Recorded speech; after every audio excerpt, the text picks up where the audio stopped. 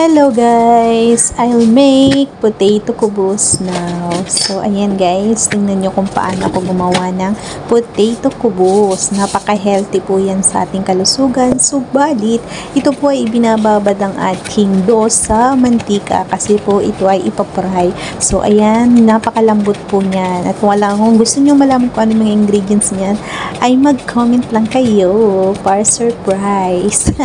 So, ayan guys, yan, minasage ni Agent Vlog ang ating dough at ilalagay natin ang ating potato na ginisa natin sa sibuyas, bawang, sa kuspara, sa chili green at sa kanyang mga spices. So, ayan guys, binalot-balot ni Agent Vlog, yan, at ipapry na natin yan sa ating frying pan, yan guys. Ang ating frying pan nga pala guys ay nilagyan din natin ng konting mantika para siya ay hindi dumikit ang ating dough. So, ayan na guys ang ating frying pan at nilagyan natin ng konting mantika na pinaikot-ikot. Parang ikaw paiikot-ikutin ng walang kaalam-alam. So, ayan guys, pinirito na natin. At ito nga pala, gumawa ulit ako ng pangalawa na dough para sa ating kubos potato at ninulit ko ulit at nilagyan ko ulit yan siya ng potato. Ganon din sa process sa una. So, ayan, habang niluluto ko at pinapray yung isa, ay gumawa na ulit ako ng isa. Diba? Para hindi natin maaksaya yung oras ng ating paghihintay. Yan. Kailangan is time, oras natin is time is gold. Napaka-importante ng ating oras. So, ayan lang guys. Inulit ko ulit kung paano gawin, ay paniguradong makakaya nyo rin gawin yan kapag kayo ay interesado. Healthy at napakasustansya. Yan guys. Bilog-bilogin lang ulit natin at babalikan natin yung ating piniprito. Yan. I-massage lang. Ayan. At may nabutas pa pero walang problema yan kasi pag pinirito natin yan is maluluto din yan. So, ayan guys, ang ating pangalawang potato kubos. Re-ready na natin yan for frying. Next dun sa ating niluto na una. So, yan na ang ating potato kubos.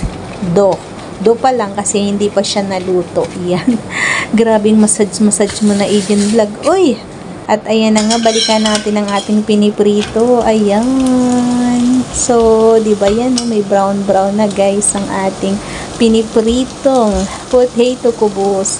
Guys, kung gusto nyong malaman kung ano yung mga ingredients ha, comment lang kayo or mag-message kayo sa akin direct at ituturo ko sa inyo ang aking mga ginamit. O, di ba, looking so yummy na and very healthy pa. Yan. Ang ating potato kubos. Yung leaves nga pala niyan guys is kuspara, jiljilan yan. Jiljilan kung hindi nyo alam ang kuspara. At ayan na nga guys, luto na siya. Ready for eat na siya sa almusal ni Amo. Yan. At yan nga pala guys, oh. Tingnan yung ilalim. Oh. Tamang-tama ang pagkaluto niya. Kailangan yan guys ay manipis yan. Manipis. So, first time ko lang ginawa ito kaya medyo hindi pa talaga siya perfect. Nakagawa nga pala ako guys sa 1 cup flour ko ng potato kubos ng 3 piraso lamang. Yan ang ating pangalawang kubos. Ito yung ating pangalawang kubos potato. Yan guys. Oh, alam kong kayo ay natatakam na kaya ano pang hinihintay nyo ay subukan nyo na rin gawin at napakadali lamang. At arin na nga ang pangatlo. At yan na, napakabilis lang luto ng ating potato kubos. Napaka-healthy, super yummy pa. Yan ang potato kubos ni Agent Vlog. Try nyo na guys, try nyo na. Don't forget to follow my page. Maasalam!